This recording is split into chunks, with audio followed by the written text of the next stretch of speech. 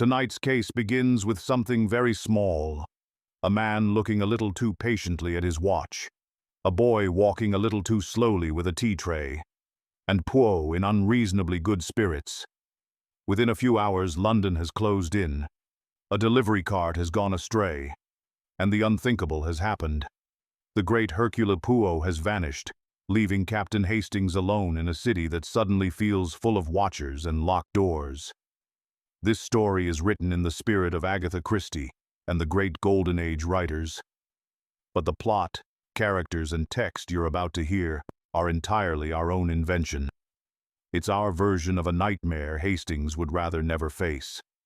No reassuring little Belgian at his side. Just the river, the docks, and a ticking deadline. As always, this episode exists thanks to listeners who support Nocturnal Tales on Patreon, or by leaving a tip on Buy Me a Coffee. You're the reason we can keep writing and recording these long-form mysteries.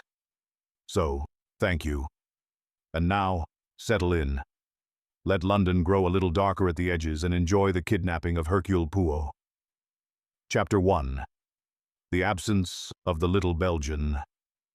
It is a curious thing.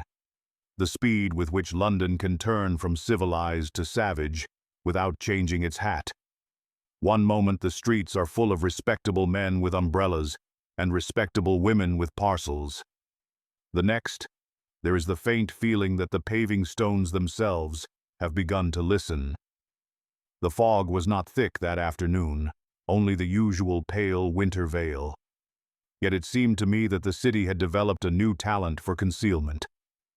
Poirot was in excellent spirits, which is always ominous.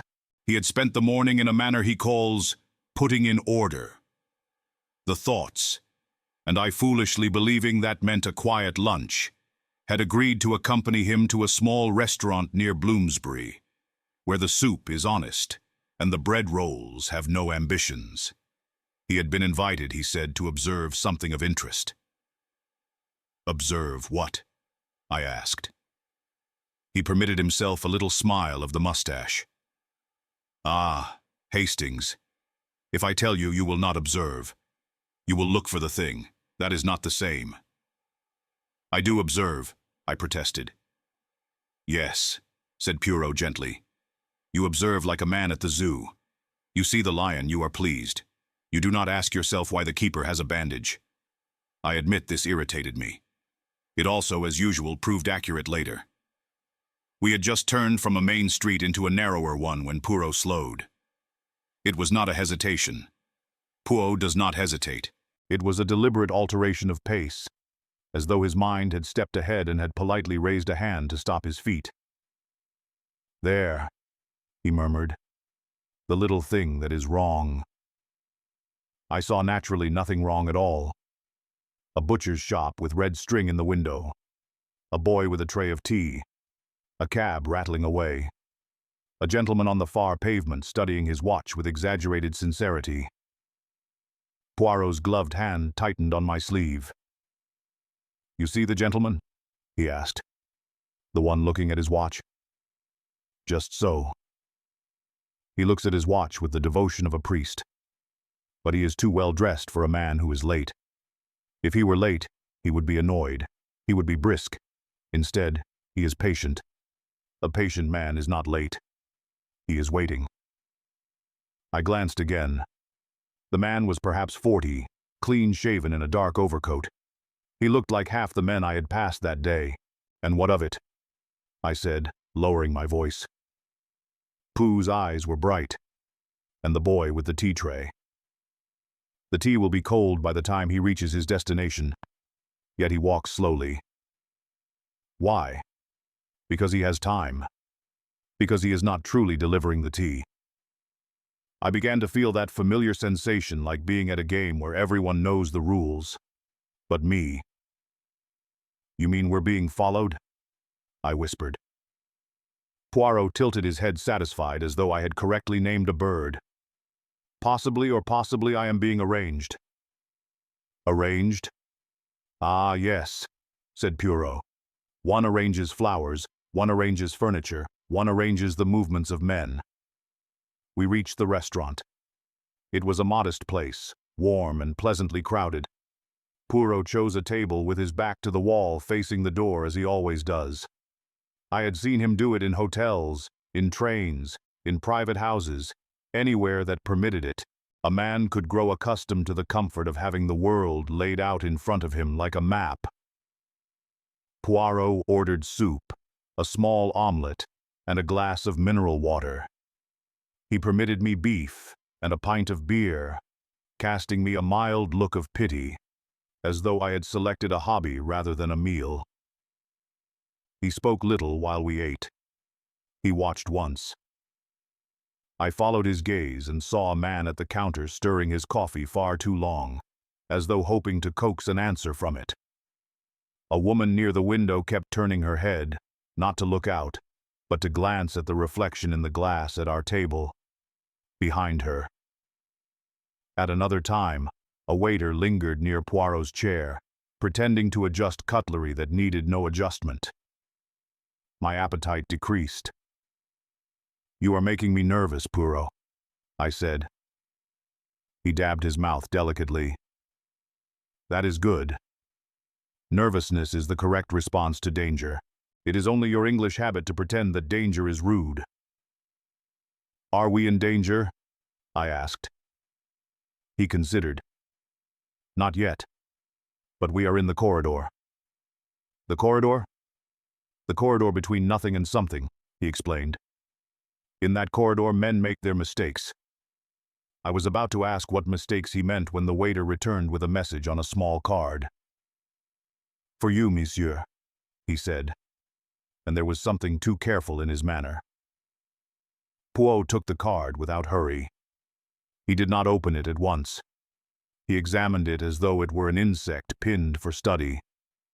The paper was thick, cream-colored, no letterhead, no scent. The handwriting was neat, deliberately neat. At last he unfolded it. I watched his face. Poirot's expressions are not like other men's. They do not arrive by accident. They are allowed to appear. His eyes narrowed slightly. That was all, but I felt my spine stiffen. "What is it?" I demanded. He slid the card to me. It read, "Mr. Hercule Poirot, you have been invited to attend a private consultation at 3:15 p.m. Address, Harrington House, Mews Entrance. Come alone. Bring no police. Your friend should remain where he is." There was no signature. I read it twice, then looked up. "Come alone," I said. "That's absurd." Poirot's gaze drifted toward the door. "Absurd is often the beginning of truth, Hastings. It is how the world tries to warn us." "You're not going," I said with sudden heat, not on the strength of a scrap of paper. Poirot's hand lifted, calming. "I have already been invited, mon ami. The question is only how politely I will accept." "Poirot." He leaned forward and his voice softened. "Do you see? They have made an arrangement. They have told me the time, the place, and the conditions. They have even told you your role. That is, how you say, impertinent, and you are going because you are offended." He smiled faintly. "Partly." "Then I'm coming with you," I declared. "No," said Poirot, and the single word had the weight of iron. I stared at him. He continued still gently. "Hastings, you are brave." "Yes, but bravery without strategy is, how you say, a drum without rhythm. You would rush, you would fight, they would be prepared, and then perhaps I am no longer kidnapped. Perhaps I am simply dead." The words struck me like a slap. "You think they intend?" "I do not know what they intend," Pooh admitted. "But I know this. They have already planned for you.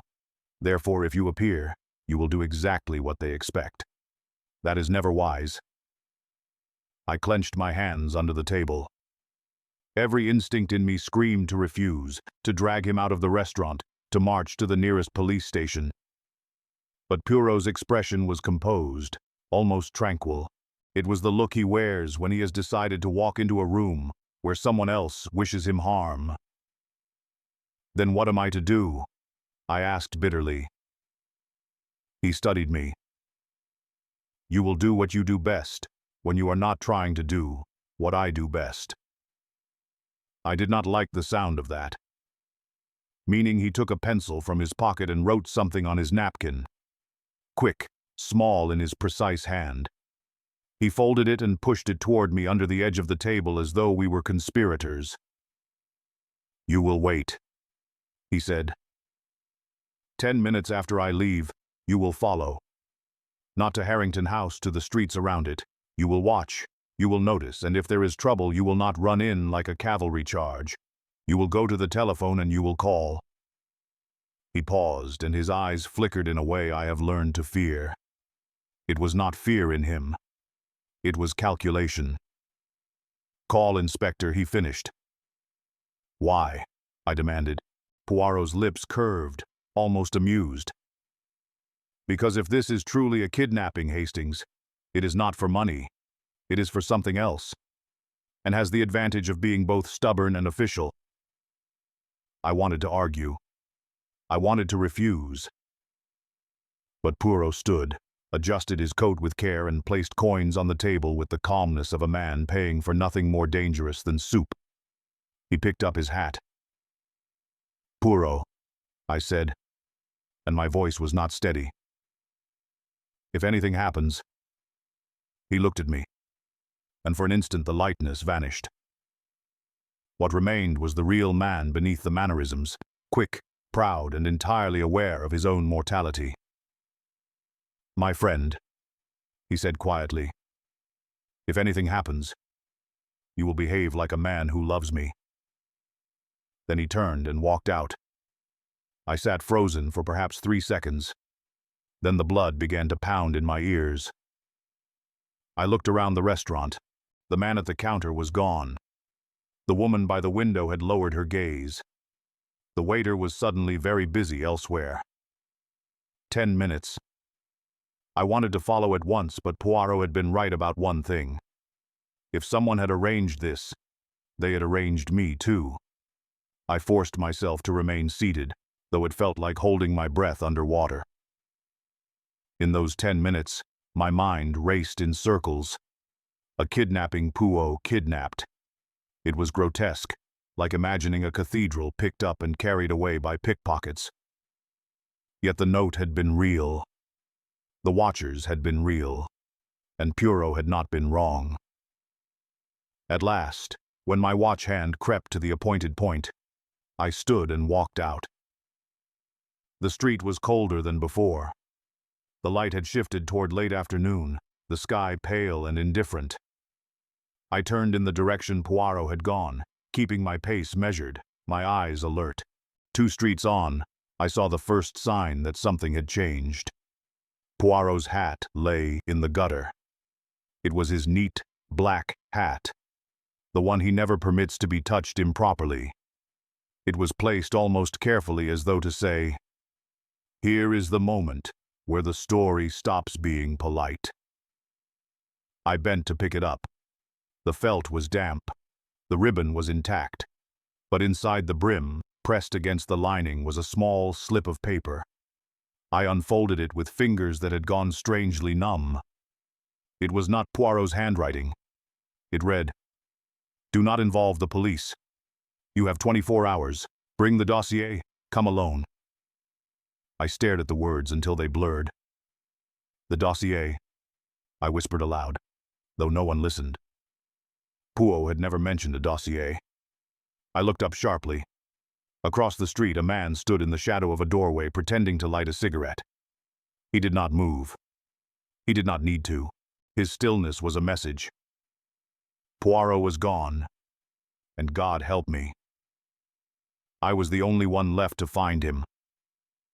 I clutched the hat to my chest like a relic, swallowed my panic like bad medicine, and began to walk slowly, deliberately toward Harrington House and whatever trap waited there.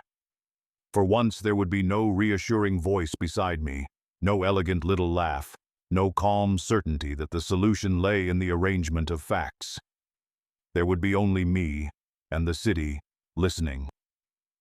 Chapter 2. Harrington House.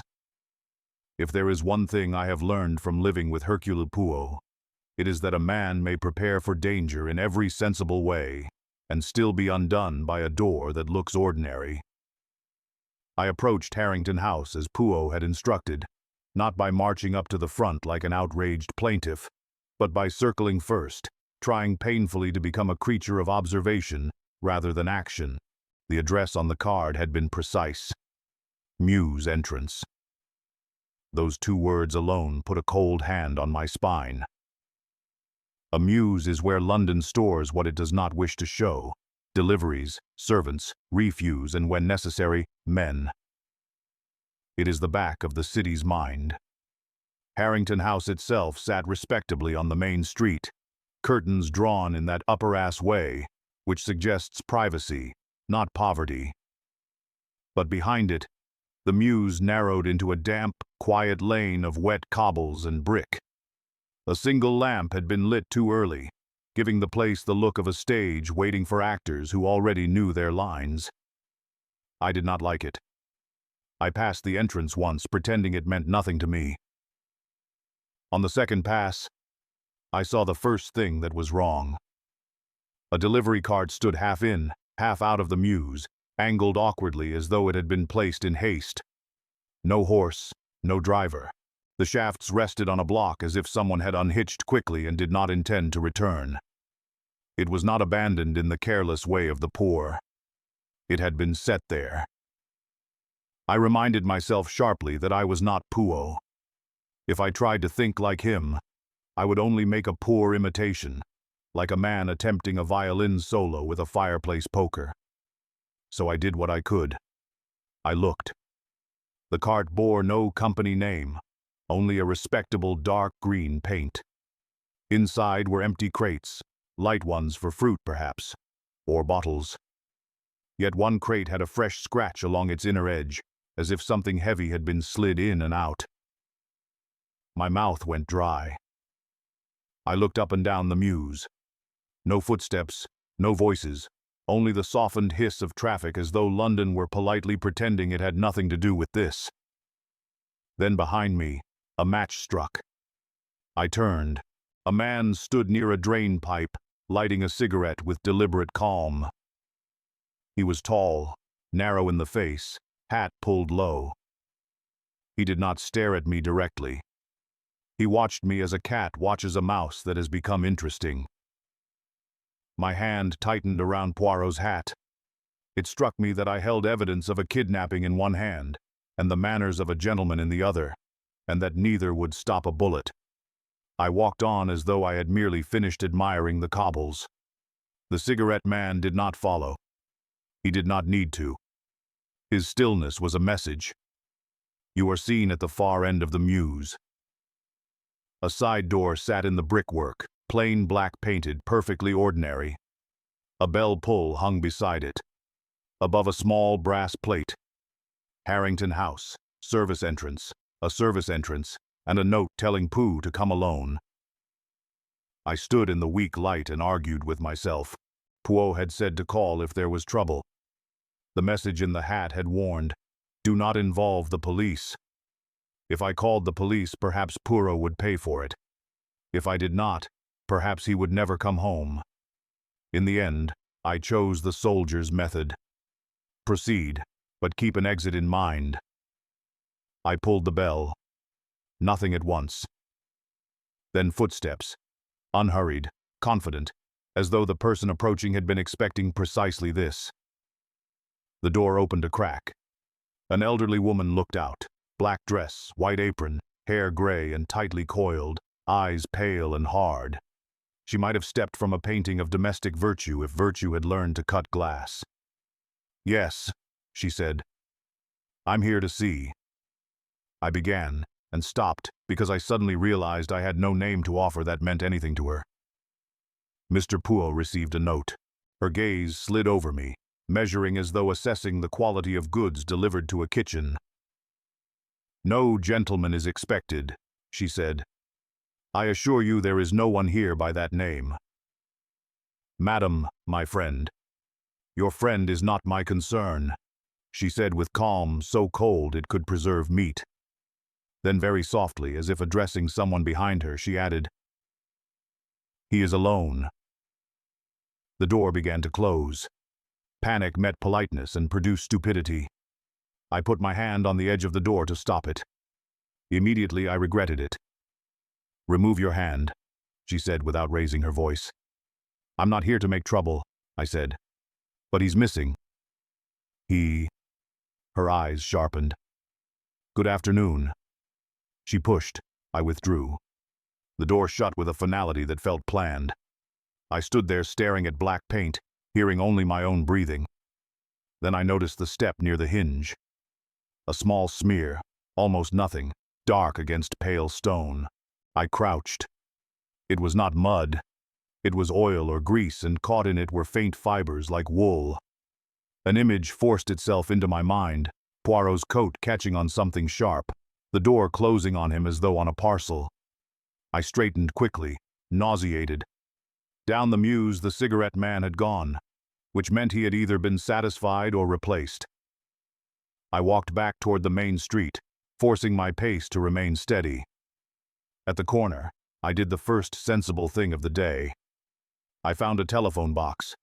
Inside that cramped glass cage, my heartbeat sounded loud enough to be criminal. I lifted the receiver. Jap's name rose in my head like a lifeboat. Then the words from the note. "Do not involve the police." I hesitated long enough to hate myself.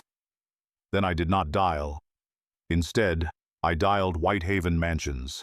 If there was a dossier, as the kidnappers demanded, it would either be in the flat or already taken, and if someone had already been there, I needed to know immediately. The line rang. George answered.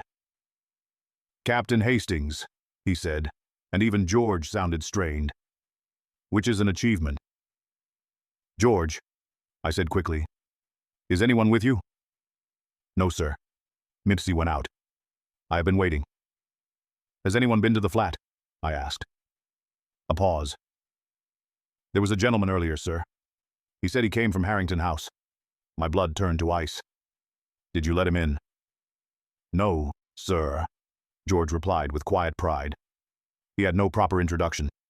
I informed him Monsieur was out." "Did he leave?" "He lingered," George admitted. "Then he went away." "George, listen carefully," I said.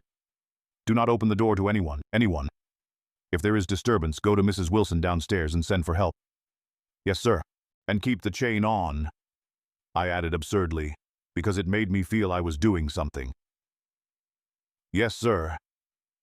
I left the telephone box, hailed a cab, and returned to Whitehaven as though pursued. Inside the flat, everything looked normal, which was the most frightening detail of all. Poirot's walking stick sat where it should. The sitting room was neat enough to suggest he might return at any moment, and scold me simply for existing at an angle. I went straight to Poirot's study. The cabinet drawers, his locked drawers, were of course locked. The key would be on him. For a moment I stood there, furious at the unfairness of it. A deadline, a demand, and I could not even open a drawer without the man who had been stolen. Then my eyes fell on the wastebasket. Poirot does throw things away, but only when he has decided they are truly finished. Something white lay folded among the scraps.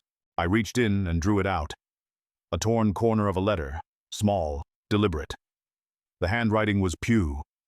Only 3 words remained. The Muse. Trust. My throat tightened. It felt like hearing his voice through a wall. Beneath it was a matchbox, plain used. On the side, printed in block letters, Lachlan and Company, carriers, a carrier firm, a delivery cart, a Muse. I turned the matchbox over. On the underside, faint pencil hastily written 17. I stared at it. 17 what? 17 addresses, 17 carts, 17 hours, or worse, 17 steps. I looked up suddenly cold. Poirot's mind worked in neat units. If he had managed to mark something for me, it would be something I could use quickly. I turned to George. "Is Monsieur's gray overcoat on the rack?" George nodded. "Yes, sir." "Then he went without it," I murmured. Poirot hated cold, hated discomfort. He did not leave without his coat unless he was made to. I set the torn scrap and the matchbox on Pooh's desk, lining them neatly, absurdly, as if order might summon him back by imitation. There were 4 facts now, not 1. Harrington House, the Mews, Lachlan and Company, the number 17. And a 5th fact, the most important. Someone had been to the flat already, fishing for something. Poirot had this dossier. I stood. Fear would not help me. Rushing would not help me. If I was to do this at all, I had to do it like a man following instructions in the dark. "George," I said, "I need something exact." "Yes, sir." "Find every paper in this flat marked with a red tab." I said, "Everyone stack them in order. Do not read them. Do not leave the room unattended." George blinked once, then nodded with the solemnity of a man receiving wartime instructions. "And if anyone comes," I added, "you do not open the door." "No, sir." I put Poirot's hat under my arm, the matchbox in my pocket, and went back out into London. This time not as his companion, but as his replacement. A replacement nobody had asked for, and I suspected one the kidnappers had thoroughly underestimated. Chapter 3. Lachlan and Company. The trouble with being thrust into Poirot's position is not that one lacks courage. It is that one suddenly discovers how much of Poirot's courage is made of patience. I had the matchbox in my pocket and the number 17 in my mind, and yet neither of them told me what to do in the next 5 minutes. In the old days, I would have looked at Poirot and waited for the small intake of breath, the tilt of the head, the little triumphant ah that meant the world had been arranged into sense again. Now there was only my own reflection in the hall mirror at Whitehaven, an anxious man in a hurry, trying to appear like a man who was not. I left George at the flat with instructions that were, if we are honest, more optimistic than practical. He had already begun assembling Poirot's red-tabbed papers with the devotion of a priest sorting relics. I doubted the kidnappers would politely wait while we organized files. Outside, London had the normal look of indifference. That is its most unnerving quality. You may be in mortal danger, and the city will still sell you roasted chestnuts. I hailed a cab and gave the address printed on the matchbox. Lachlan and Company carriers, trusting to the driver's knowledge and my own growing belief that Poirot had left me the most direct trail he could manage. The cabman grunted something about traffic, and we lurched into motion. During the ride, I made myself do what Poirot would have done. I wrote down what I knew, not what I feared. 1. Poirot had been lured to Harrington House by note, with witnesses stationed to watch him and to watch me. 2. There was evidence at the service door, grease, fibers, the implication of forced movement. 3. A man had come to Whitehaven pretending to be from Harrington House, seeking something Poirot possessed, the dossier. 4. Poirot, or someone acting near him, had left me a matchbox naming a carrier's firm with a pencil-elled 17. Those were facts. Everything else was imagination, and imagination is the enemy of clear action. We arrived at Lachlan and Company in a street that smelled of horses, wet rope, and commerce. The building was not impressive. A warehouse front, a small office with frosted glass, and the steady clatter of crates being shifted in the yard beyond. It was exactly the sort of place where a man could disappear in plain sight, because everyone is too busy being practical to ask moral questions. I paid the cabman and stepped inside. The office was warmed by a grim little stove, and furnished with 2 chairs that looked like punishments. Behind the counter sat a clerk with ink-stained fingers and the mild expression of a man who has never in his life imagined romance. He looked up and began as all clears do, with hostility disguised as efficiency. "Yes," he said. I took my most official tone, the tone one uses in the army when one does not actually outrank the other man, but hopes to bluff it. "I need to speak to whoever is in charge. I said. The manager's busy. Then he will be less busy when I tell him why I'm here, I replied. This mercifully had the desired effect. The clear hesitated, then vanished through a door. A moment later, a man emerged, middle-aged, heavy in the shoulders, with the weary eyes of someone who has been cheated by both customers and fate. I'm Mr. Collins, he said. What is it? I gave my name, which meant nothing to him, and then did something I disliked intensely. I lied with a straight face. It concerns one of your carts, I said. Number 17. His expression altered by a fraction. It was a small thing, but it was the first genuine reaction I had seen all day. Poirot would have been pleased. Cart 17's out, he said carefully. With whom? I asked. He blinked. Who are you again?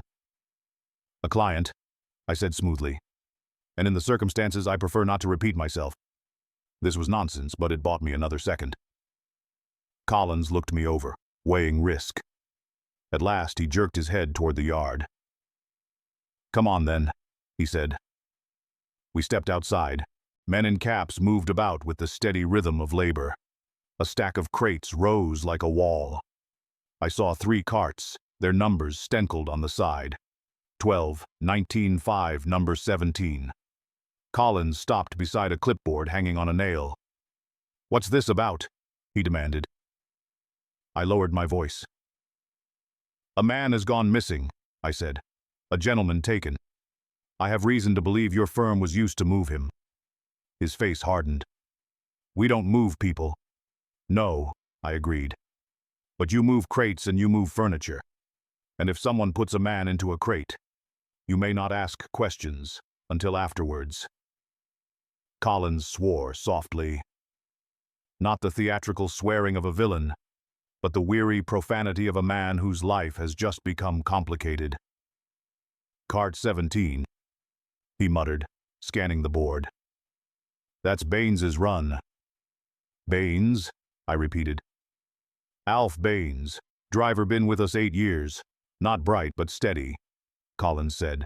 And then, as if a thought stung him, he added, usually steady. Where did he go? I asked. Collins jabbed a finger at the board. Collection from Harrington House Mews, entrance 315, then listed as miscellaneous delivery after my pulse jumped. Harrington House, I said. So you did have a job there. Collins frowned. Wasn't on the books till this morning. Paid cash. That happens sometimes. Wealthy houses' servants don't want the fuss. But he stopped. But what? I pressed. He glanced around, then said reluctantly, there was a note with it. Not our usual, said no signature on delivery and driver to wait for instructions. That's odd. We don't do waiting. I felt the ground shift under my feet the way it does when a theory becomes a fact. Where is Baines now? I asked. Collins pulled at his lower lip. Should have been back half an hour ago. Could be delayed. Could be. He hesitated, not wanting to finish the sentence. Could be paid to disappear, I supplied. Collins looked angry now, but also frightened. You got any right to ask all this? I did not. But I had something else. Urgency. I have a right because a man's life may depend on it, I said. Tell me where Baines would go if he wasn't coming back here. Collins spat to one side as if clearing the taste of the whole affair. He'd go to the Riverside stores, he said. We rent space off Narrow Street. Sometimes drivers drop there when they're running a double. But Baines wasn't scheduled for it. Narrow Street. The name rang a bell like a warning. Poirot had once described that stretch near Limehouse as a place where the river does not only carry ships. I nodded once, committing it to memory. If Baines returns, I said, detain him. Collins stared. Detain him? What am I? The police? You're a man with a conscience, I replied. Do it quietly. Offer him tea. Tell him his paperwork's wrong. Anything. Keep him here. He grunted. It was not agreement exactly, but it was as close as I was likely to get. I turned to leave and then caught sight of something on the ground near the crates. A scrap of gray cloth snagged on a nail. Gray with a faint herringbone pattern. My throat tightened. Poirot's overcoat was gray. George had told me it was still at Whitehaven. But Poirot owned other gray things, scarves, gloves, the little muffler he wore when he pretends he does not feel the cold. He also had, I remembered, a habit of carrying a handkerchief in a particular shade, pale gray, with a neat border. I bent and picked up the scrap. It was wool, fine quality, and it had a tiny dark stain near the edge. Ink, perhaps, or something worse. Collins watched me. "What's that?" "Nothing," I said automatically, and then hated myself for it. There is no nothing in a kidnapping.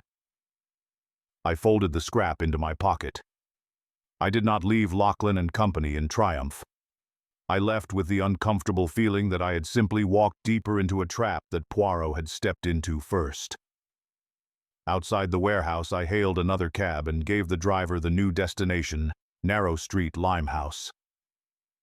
As we rattled through London, the light began to fade. The city took on that early evening look that makes everything appear a shade more theatrical and a shade more dangerous. I watched faces. I watched corners. I watched the reflections in shop windows, trying to do what Poirot would do, and mostly succeeding in making myself seasick with paranoia. Halfway there, I noticed something that made my stomach drop.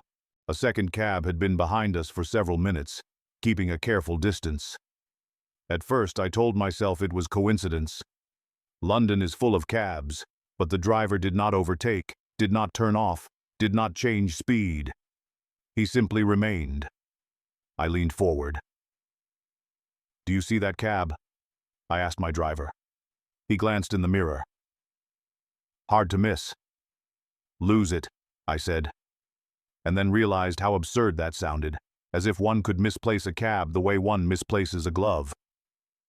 My driver gave me a look that suggested my sanity was in dispute, then shrugged with the fatalism of his profession, and turned down a narrower street without warning.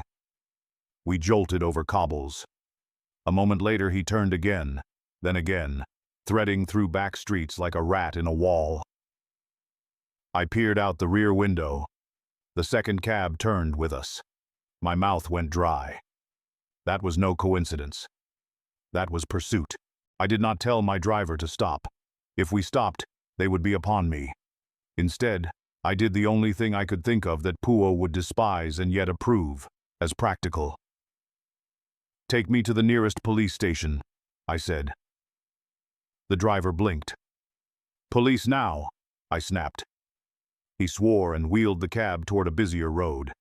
Within minutes, we pulled up outside a station I recognized only vaguely. I threw money at him, leapt out, and strode inside as though I had belonged there all my life. A constable looked up. "Yes, sir." I could not call directly without inviting disaster if the kidnappers truly had eyes everywhere. But I could create noise. I could create the kind of official presence that makes shadows hesitate. "I believe I'm being followed," I said loudly enough for any listening ear to hear it. "I want a man to step outside and take the number of that cab." The constable stiffened, startled into usefulness by my tone. He moved at once. Another man appeared. There was a bustle, a clatter, the satisfying rustle of authority. I turned my head slightly, watching through the glass. The second cab slowed at the corner, then continued on without stopping. Good. They were cautious. That meant they feared the police after all, note or no note. It also meant my instincts had been right. I was not merely chasing Poirot's kidnappers. I was being managed by them. I did not give a statement. I did not linger. I could not afford to be trapped in procedure when Poirot was trapped in something far worse. Once the street seemed clear, I took another cab, this time instructing the driver to take an indirect route to Narrow Street. Twice, I changed cabs again on the pretense of errands until I was reasonably sure I was no longer being tailed. At last, as dusk deepened, we reached Limehouse. Narrow Street lay near the river, lined with old warehouses and dark doorways that seemed to have been built for secrets. The Thames moved beyond, heavy and indifferent. A place like this would swallow a man with hardly a ripple. I paid and stepped out, the cold air biting at my face. I walked not too quickly along the pavement, watching the entrances. If there were riverside stores rented by Lachlan and Company, they would be here. Anonymous doors, no signs, the sort of spaces a carrier firm could use without attracting attention. Then I saw it. A cart stood partly in shadow beside a warehouse entrance. No horse, no driver, just the dark shape, and on its side, faint in the failing light, a stenciled number. 17. My heart hammered so violently I felt it in my teeth. I approached with every nerve screaming. The warehouse door was ajar by an inch. From inside came a sound, metal on wood, a scrape, then silence. I did not have a weapon. I did not have puo. I had only a hat, a scrap of wool, and whatever courage could be wrung out of fear. I reached for the door, and a voice behind me said quietly, very close to my ear, "Captain Hastings, you are making this difficult." I froze.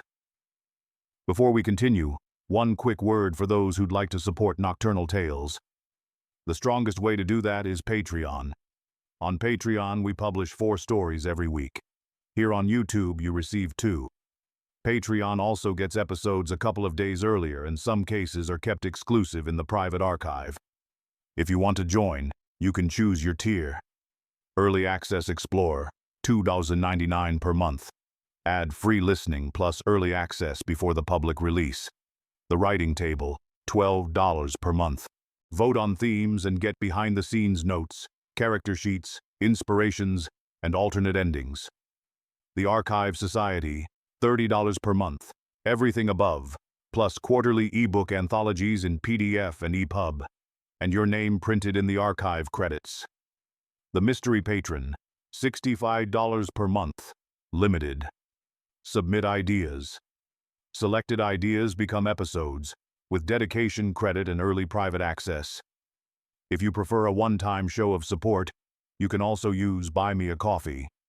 And if you want to support the show but can't do Patreon or a donation, you can still help by listening on Spotify, where the show is monetized. Following the channel and playing episodes directly supports the project. All right, back to the story. Chapter 4. The Man Behind Me. I have been in trenches. I have been shelled. I have been shot at by men who were at least honest about their intentions. Yet there is a particular chill that comes when a voice speaks calmly behind your ear in a London street, because it suggests forethought, and forethought is always worse than anger. I did not turn at once. I let my hand rest on the warehouse door as though I was still deciding whether to enter. I forced my breathing into something approaching normal, and only then looked over my shoulder.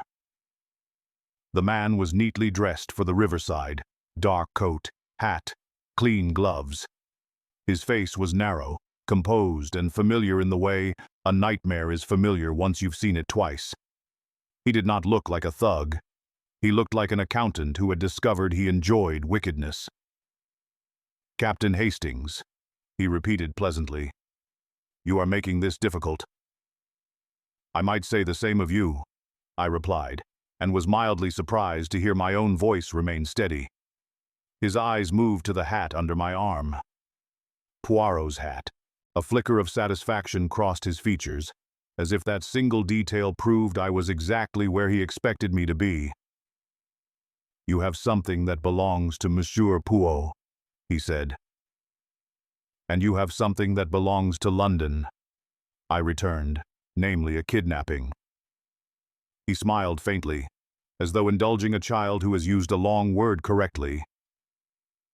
Kidnapping is such a dramatic term. Think of it as a temporary adjustment of his schedule. Where is he? I demanded. The man's gaze drifted to the warehouse door, then back to me. Safe. Uncomfortable, perhaps.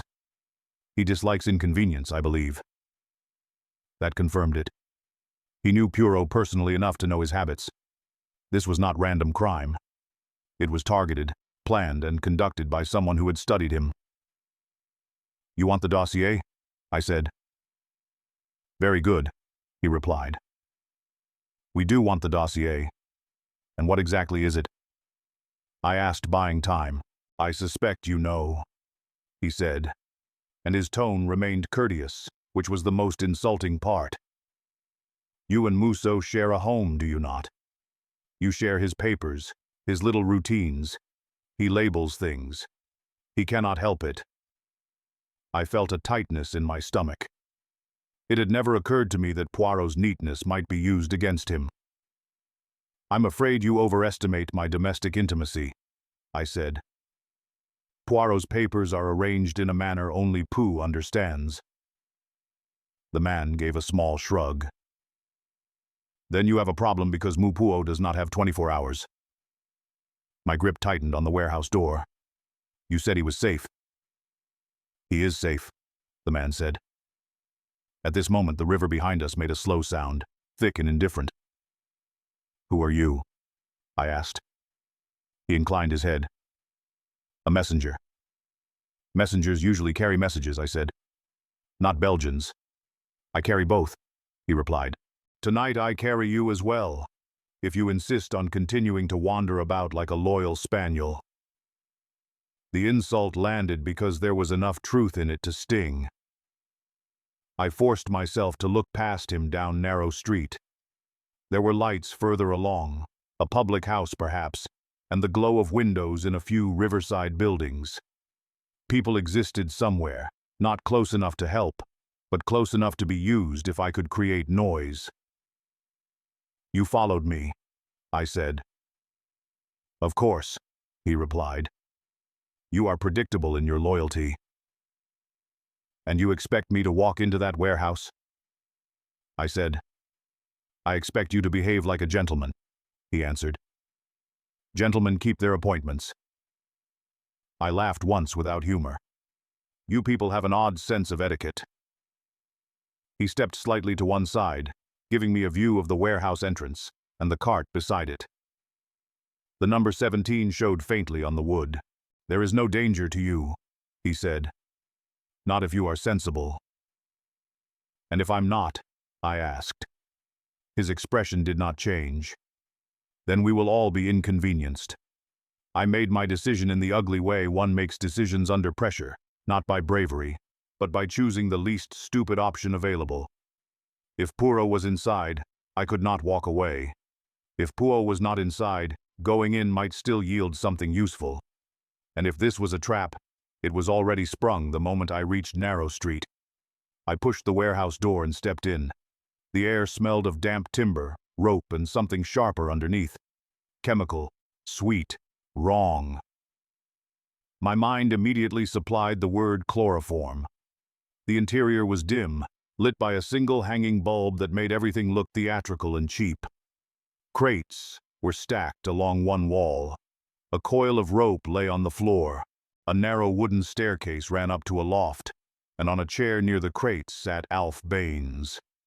He was bound at the wrists and ankles, and a gag had been tied around his mouth.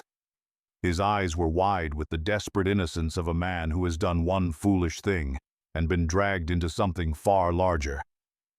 For half a second, relief hit me so hard I nearly swayed.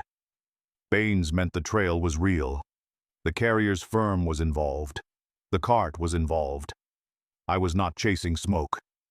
But Poirot was not here.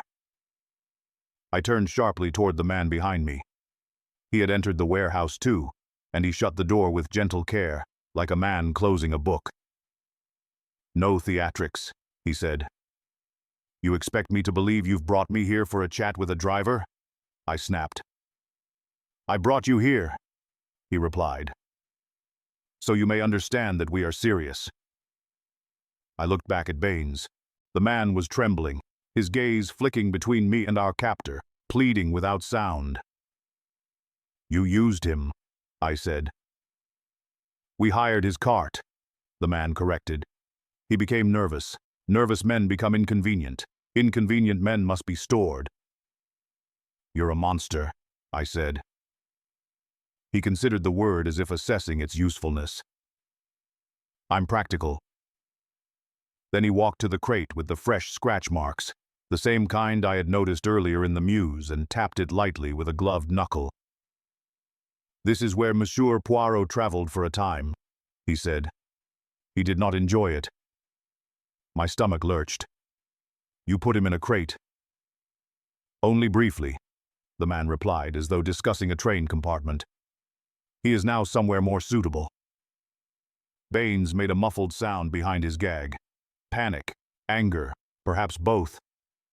I stepped toward him instinctively, but the man's voice sharpened by a degree. "Do not." I stopped. "Listen carefully," he continued. "You have until tomorrow afternoon. You will bring the dossier. You will come alone. And you will show us you can follow instructions, unlike Monsieur Baines." His gaze slid to the driver, and for the first time I saw a hint of cruelty in it, controlled and deliberate. "If you fail," he said, "there will be consequences." I forced myself to keep my eyes on his face. "Let him go," I said. "He's irrelevant." The man smiled again.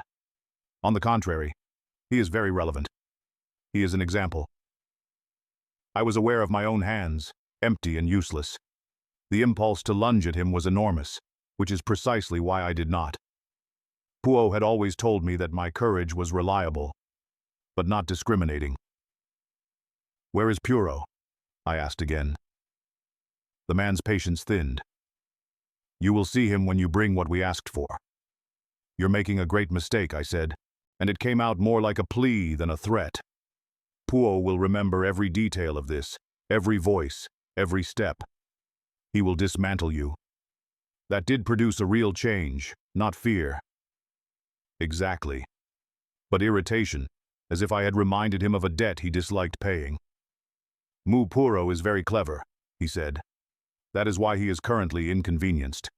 Clever men must sometimes be humbled." I wanted to spit in his face. I did not. I wanted to call him a dozen names. I did not. Instead, I did something I have rarely done in my life. I pretended to be less intelligent than I was. "I don't even know what dossier you mean," I said. "You may be threatening the wrong man. Poirot keeps 100 files." The man stepped closer. "Do not waste my time." "What is it called?" I asked. "Give me a name at least.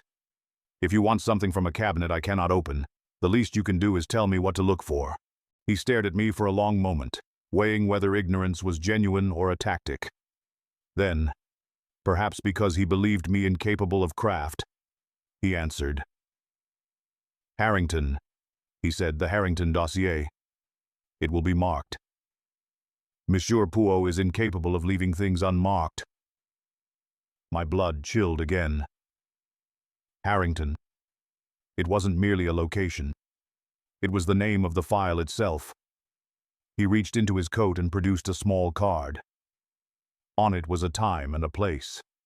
Another muse, another back entrance, another appointment designed to keep the world discreet. He held it out. I took it, feeling the stiff paper between my fingers like a chain. "You will come tomorrow," he said. "If you bring anyone, Monsieur Poirot's inconvenience becomes permanent." Then he did something I did not expect. He stepped back toward the door. "You're leaving me here with him?" I asked, incredulous. The man glanced at Baines. "You will not cut him free. You will not be heroic. You will go home and find what we want." "And if I don't?" I said. He smiled once more. "Then perhaps Monsieur Baines will become lighter by the river." He opened the door and went out into the night as quietly as he had entered it. leaving me in that dim warehouse with the bound driver and the smell of chloroform in the air. For a moment I stood absolutely still, letting anger surge through me in a hot wave. Then I forced myself to act because anger is useless unless it pushes your hands. I crossed to Baines, untied the gag, and he sucked air like a drowning man. "Oh, thank Christ," he whispered. Oh, sir, I didn't know. I swear I didn't know." "Quiet," I said, working on the knots at his wrists. "Tell me exactly what happened." He was shaking so badly I had to steady his hands. "They paid cash." He babbled. "A house job." Harrington Muse said, "Pick up a crate, deliver to the Riverside stores, wait for instructions." That's all. I thought it was silver or something. Rich folk do that sometimes. Move things quiet. "And the crate?" I asked. He swallowed. "Heavy. Too heavy. And it had moved." My jaw clenched. "You heard him?" "I heard something," Baines said miserably. "A knock like someone trying not to be heard." I stopped. I looked. And then there was a man behind me. "Same one, I think." He smiled like it was nothing. "Next thing I know, I'm in here." I finished cutting him free. "Where did they take the crate after this?" I asked. Baines rubbed his wrists, eyes darting. "They didn't keep it long." Another cart came. No markings. 2 men shifted it. Then I saw the river. A boat. Not big, but not a little one either. Like a work launch. They pushed the crater aboard and covered it. "A name?" I demanded. "A color?" "Anything." Baines shut his eyes, trying desperately to remember. "Black," he said, "black hull. And then I saw letters. White paint swan. I think it said swan or black swan. I can't swear it's a black swan. It was something." I helped him to his feet. "You're going straight to your manager," I said.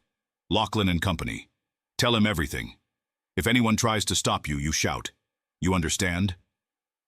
"But the police," he began. "Yes," I said hard. "If you're wise, you will speak to the police. The note doesn't apply to you." His eyes widened. "They'll kill me."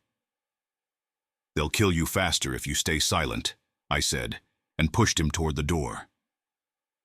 He stumbled out into narrow street, looking over his shoulder like a man expecting the brickwork to grow teeth. I watched until he was gone, then shut the warehouse door again and stood alone in the dim light. I had gained one clear thing. Harrington was a file, and it was wanted badly enough to steal Poirot. I had gained a second. Poirot had been taken by river, likely on a launch called Black Swan, and I had lost something too. Time. Tomorrow afternoon, another appointment, another Muse. I looked at the card in my hand, then at the empty crate that had held Poirot, and felt an unfamiliar heaviness settle in my chest. When Poirot is present, danger feels like a puzzle. Without him, it felt like war. I left the warehouse and walked quickly, keeping to the busier streets, where lights and people made it harder for shadows to gather.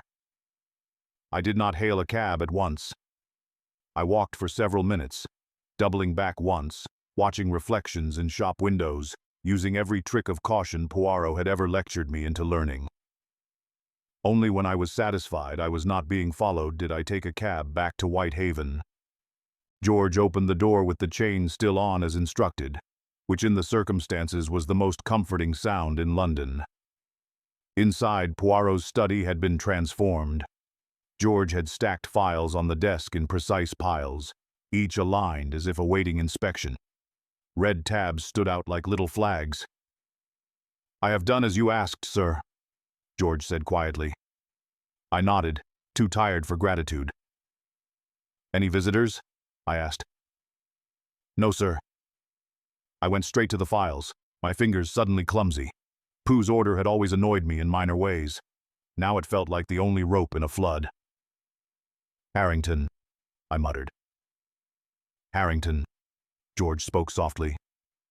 "There is a folder marked, 'Harrington, sir.'" My head snapped up. Where? He indicated a neat pile near the center. I pulled it out at once. The folder was thicker than I expected, with Poirot's precise label on the tab, Harrington. Beneath it, in smaller writing, a date and one more word that made my mouth go dry. Blackmail. I stared at it, feeling the room tilt. So that was it. Not ransom, not revenge, not simple malice. Blackmail. I opened the folder with hands that were not quite steady, and as the first page slid into view, I understood something with brutal clarity. Whoever held Poirot did not merely want him out of the way. They feared what was in this file more than they feared the law, and that meant they were capable of anything to get it back. Chapter 5. The Harrington Dossier. For a full minute I did nothing but stare at that last word on the tab. Blackmail. Poirot's handwriting is neat, almost prim, as if the mere act of writing something ugly might stain the ink. Yet there it was, calmly labeled like a spice jar. I had always assumed blackmail was the sort of thing that happened to actresses and minor MPs. It is a childish notion. Blackmail happens wherever respectability is valuable enough to be traded. I sat in Pooh's chair and opened the folder. The first items were what one expects from Poirot. Summaries in his hand, clipped newspaper cuttings, dates underlined, names repeated in slightly different contexts, until they began to form a pattern. A photograph was pinned to a page with a straight pin, Poirot's idea of flair. It showed 3 men outside a building by the river. 2 faced the camera. The third had turned away at the moment the picture was taken, as if on instinct. Across the bottom, Poirot had written, Limehouse, Narrow Street, 1924. My stomach tightened. The river again, the same part of London, the same smell of rope and damp timber. This file was not merely about a family named Harrington. It was about a place and a habit. I turned the page. A letter copied in Poirot's hand with extracts bracketed in red pencil. The letterhead was that of a solicitor's firm, Wentworth and Lyall. The content was polite, infuriatingly so, but the meaning was plain enough even for me.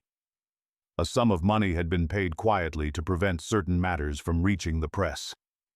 There were references to the river transaction and the unfortunate misunderstanding with the customs officer.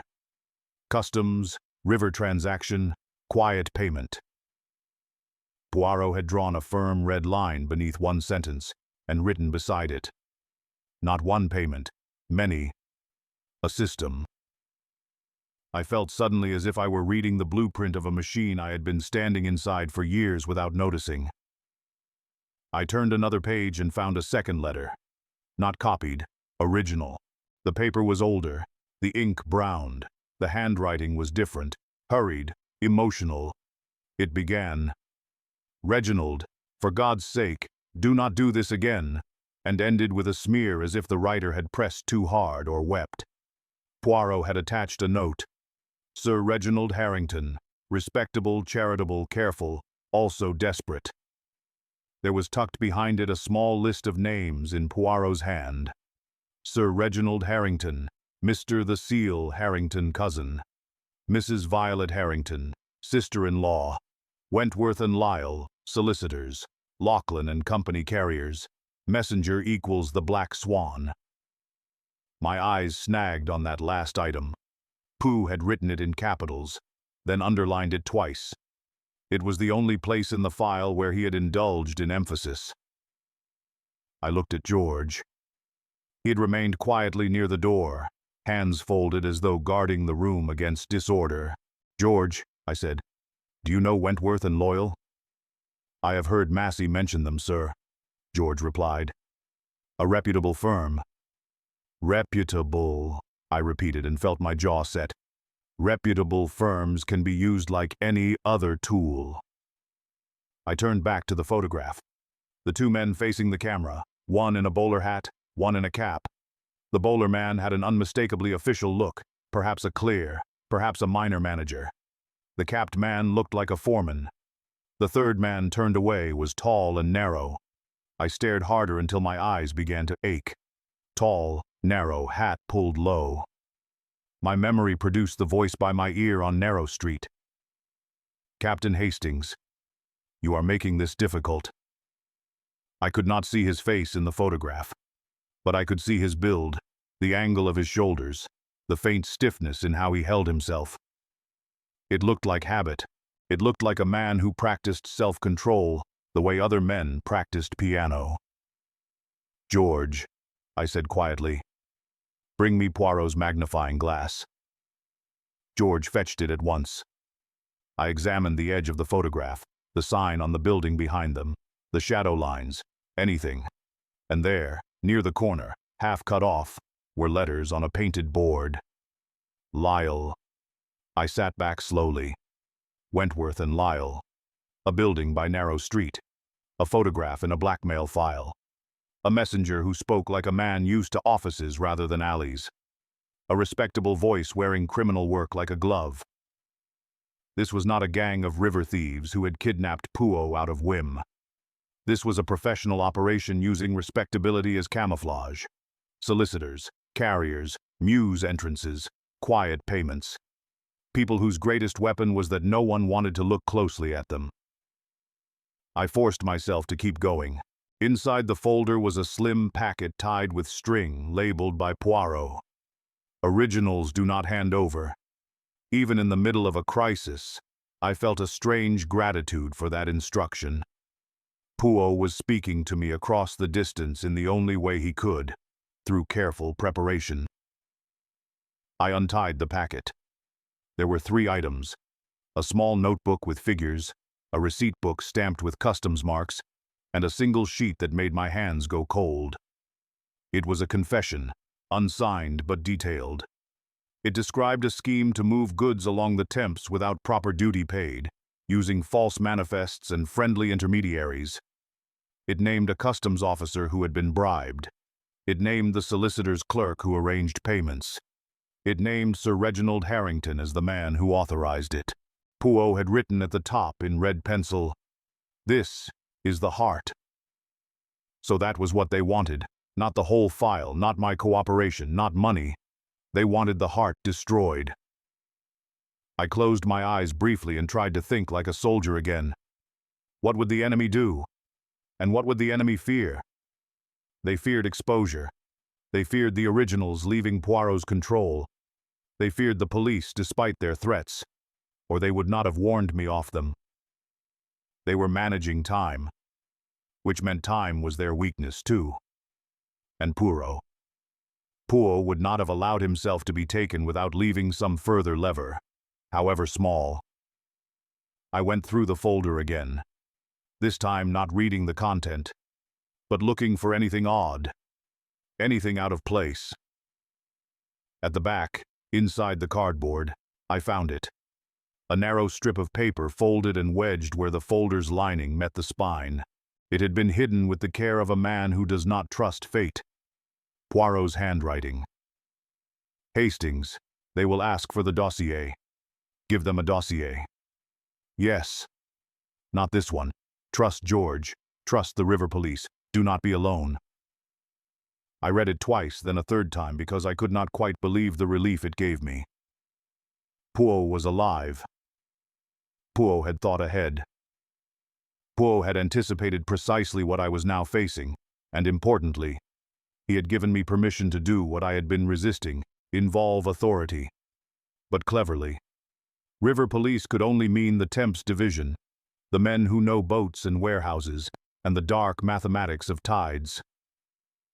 I looked up at George. "Poirot left me a message," I said. George's face did not change, but his eyes sharpened. "Yes, sir." "You knew?" "I suspected Monsieur would have made provisions," George said calmly. "Monsieur does not enjoy being unprepared." I nodded. "Good. Then we proceeded sensibly. We proceeded, in fact, in the least romantic manner imaginable, with lists, copies, and substitutions. First, I had George make a duplicate dossier, an imitation, not a childish stack of blank pages, but a convincing version, copies of letters, a selection of newspaper cuttings, and a summary that would satisfy a greedy man at a quick glance. We omitted the originals entirely. We also altered one crucial detail in the fake confession sheet. A name changed subtly, not enough to scream forgery at first sight, but enough to poison their confidence later.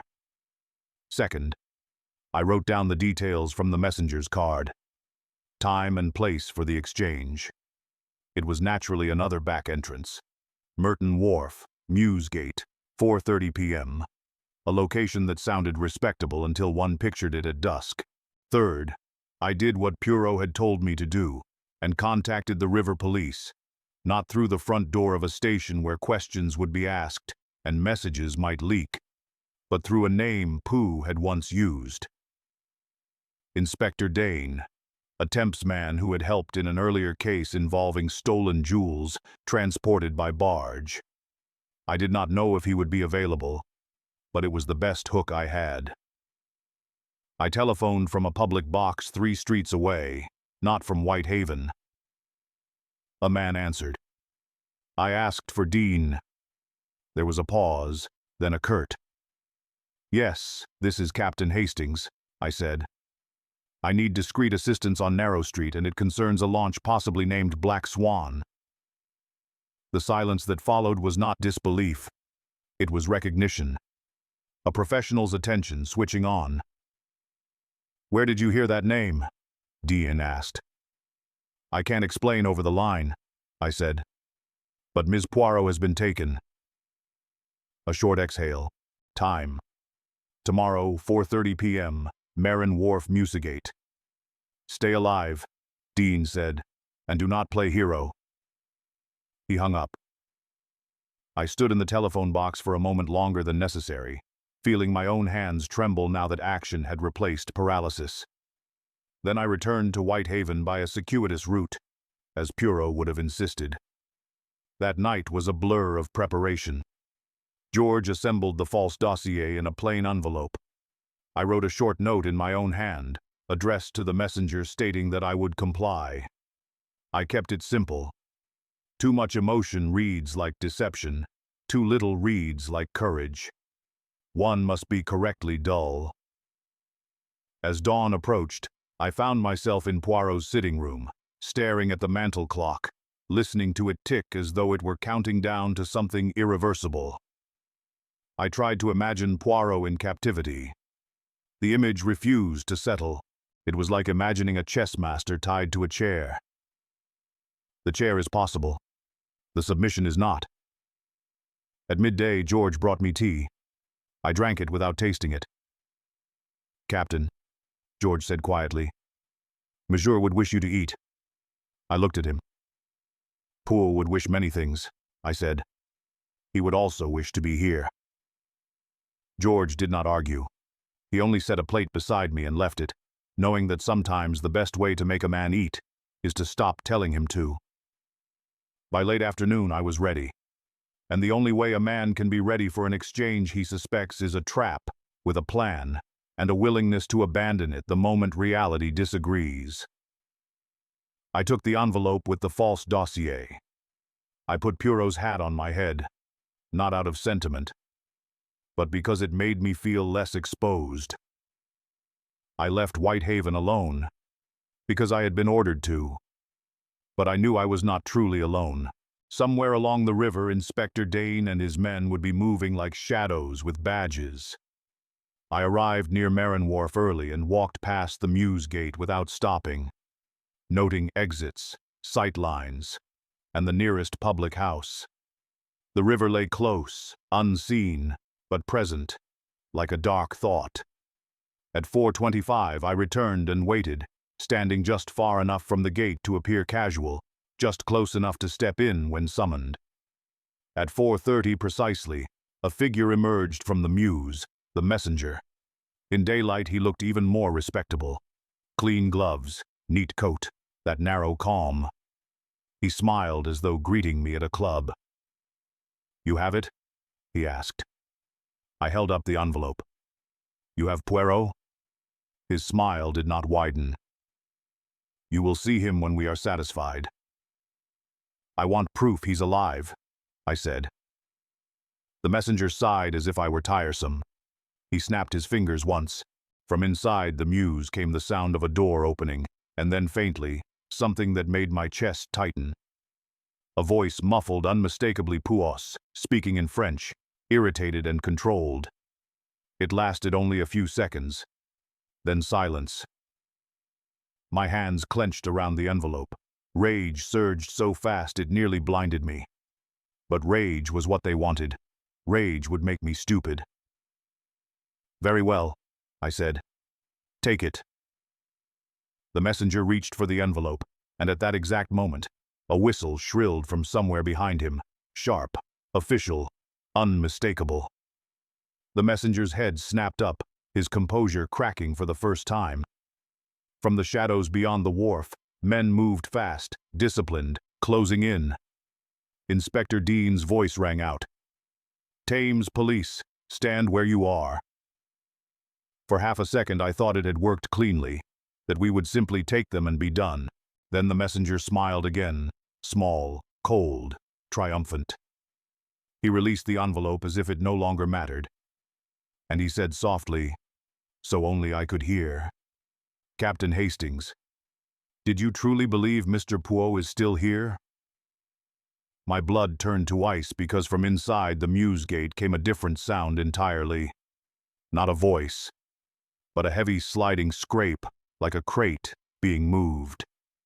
And somewhere on the river beyond sight, an engine started. Chapter 6, The Black Swan. The messenger's last words hit me harder than any blow. If Pooh was no longer there, then all our careful restraint, all our substitutions and police shadows had been aimed at an empty box, while the real thing sailed away. For a heartbeat, I did nothing, caught between the instinct to seize the man in front of me and the more urgent necessity of finding the man who mattered.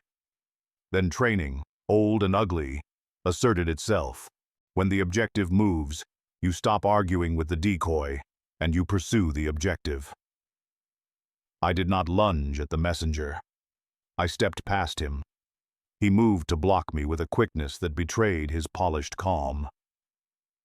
That was the first truly useful thing he did because it told me Dean's men were right to act fast. Inspector Dane was already running, barking orders.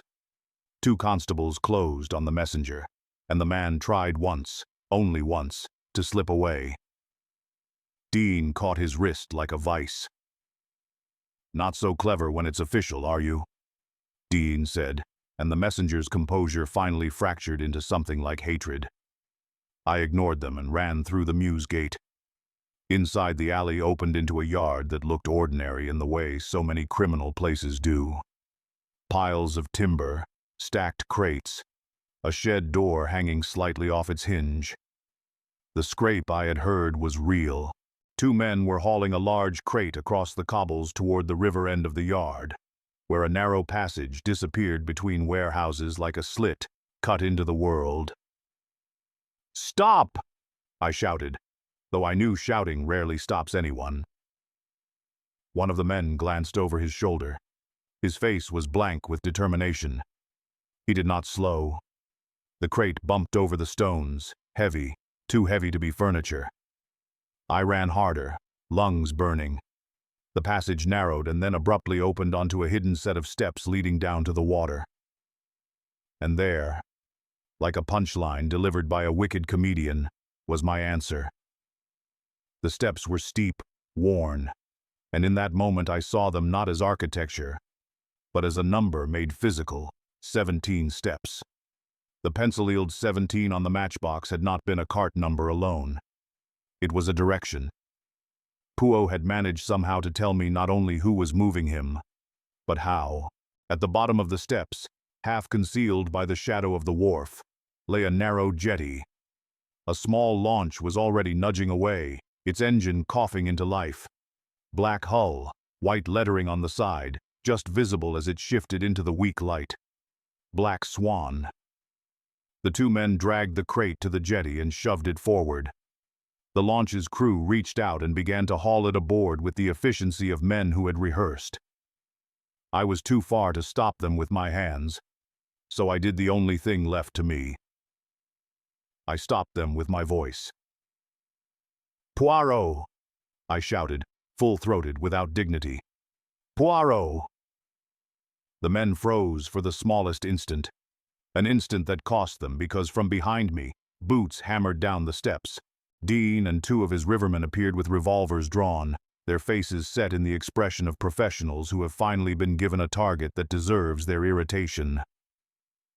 "Police!" Dean barked. "Hands up. Keep your hands where I can see them." The men on the jetty hesitated. One tried to jump aboard the launch. A constable grabbed him by the coat and slammed him back against the piling. The other raised his hands slowly, eyes darting, calculating whether water was safer than prison. On the launch, the pilot gunned the engine. The Black Swan lurched forward. Dean swore and fired once, not at the man, but at the rope securing the launch. The shot snapped the line. The boat surged free. "Anyway, after them," Dean roared. At that moment, as if the river itself had decided to show its own police force, a larger Temps Division launch rounded from behind the wharf, cutting across the Black Swan's path with brutal authority. Its searchlight snapped on, washing the smaller boat in white glare. The Black Swan veered, engine whining, but there was nowhere to go without ramming into the piles or the larger vessel. The pilot's shoulders sagged. He cut the engine. Dane's men boarded with practiced speed. There was a brief scuffle, a grunt, a thud. Then, mercifully, it was over. The men were disarmed, pinned, cuffed. I reached the crate. My hands were shaking as I pried at the lid. It had been nailed in haste. I tore at the wood until my fingers stung and splintered.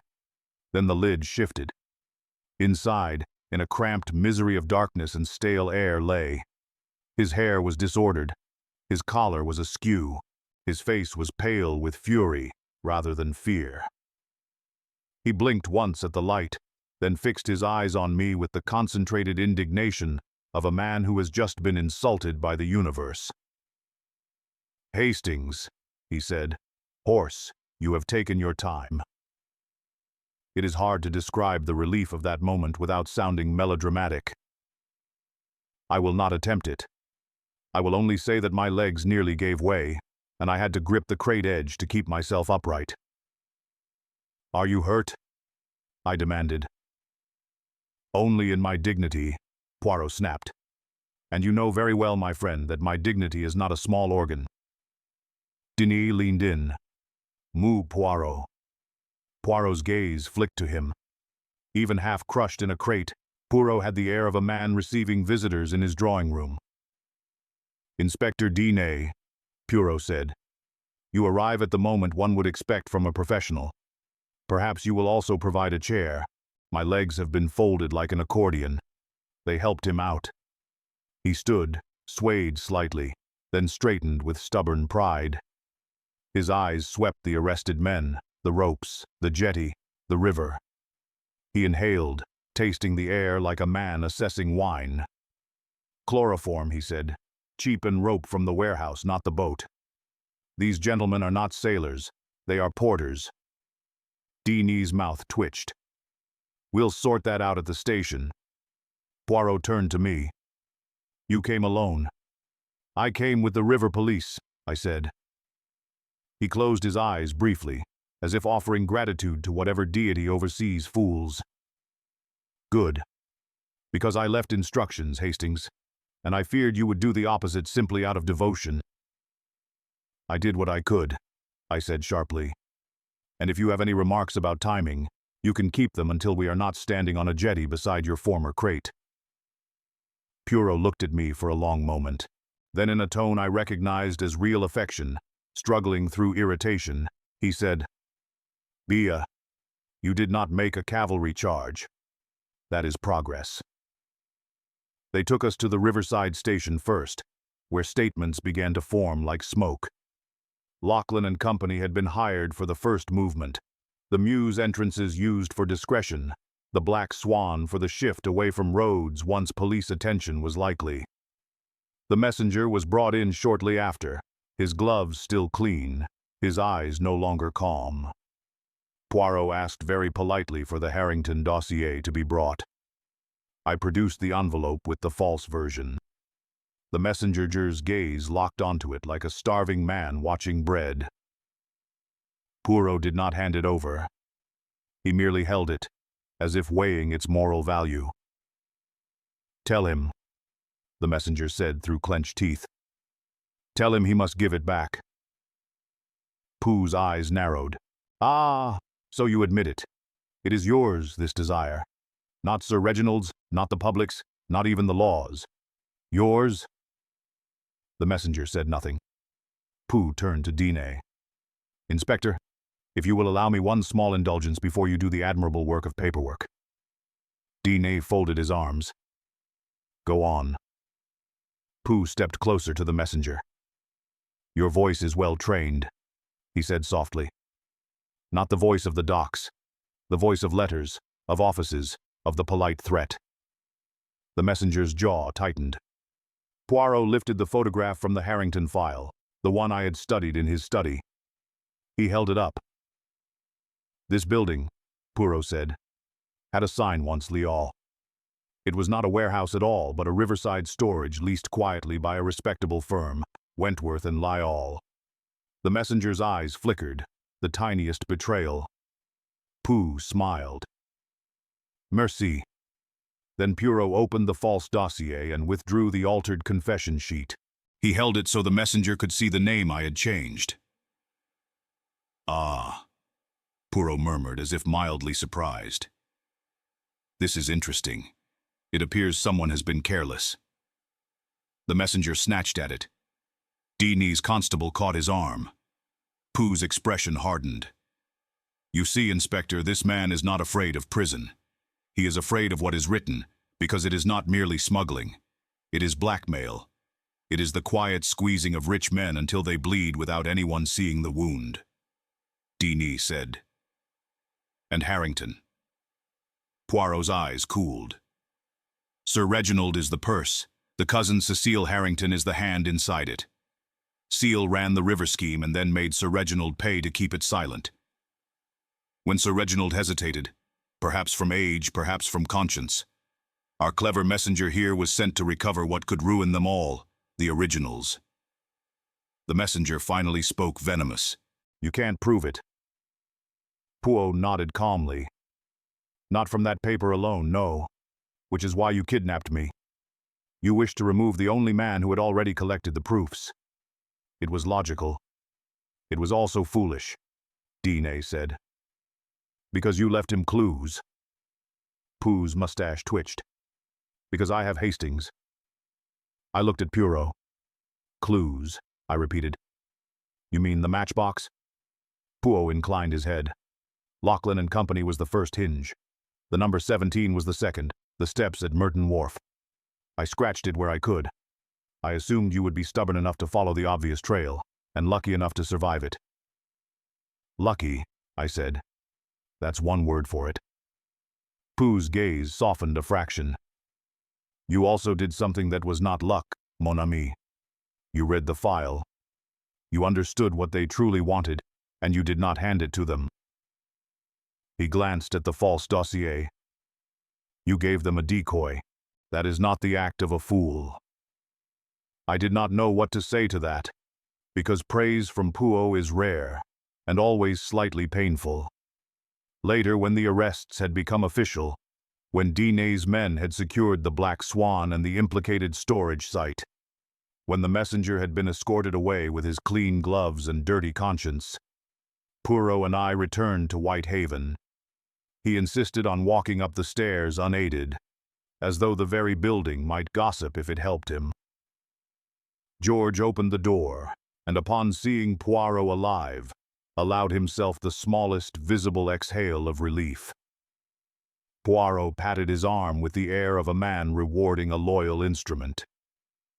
In the sitting room, Poirot stood for a moment, looking at his own furniture as though ensuring it had remained obedient. Then he turned to me. "Hastings," he said, "you have learned something." That kidnapping is unpleasant, I suggested. Poirot's lips curved despite himself. Yes, and also that the mind may be used even when it is frightened. That is important. I sat down heavily. I don't intend to make a habit of it. Pooh adjusted his cuffs with meticulous care, restoring the universe one detail at a time. Nor do I, he said. I prefer my adventures to be voluntary. He paused, then added almost grudgingly. But you did well. Outside, London continued, as it always does, selling its chestnuts and ignoring its crimes until they become inconvenient. The river ran dark and indifferent.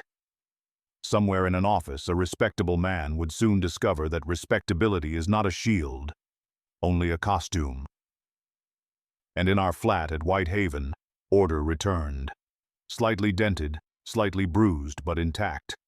Pugh's dignity, like Poirot himself, had survived. Thank you for listening all the way to the end of the kidnapping of Hercule.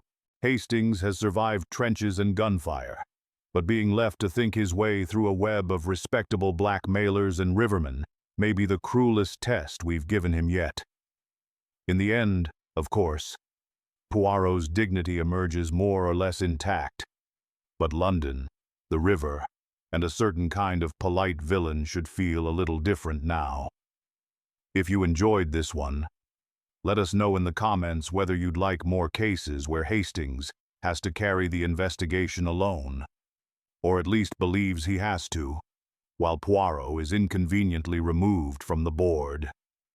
Your reactions genuinely help us decide which corners of this little universe to explore next. And if you'd like to help keep these long mysteries alive, we do have a Patreon where we release 4 stories a week, plus all the extra bits for those who want to go deeper, and a Buy Me a Coffee page for anyone who prefers a one-off tip when a particular story hits the mark. All the links are in the description. For now, thank you again for staying with us to the last line. Until the next case, keep your eyes open, trust your instincts, and be very wary.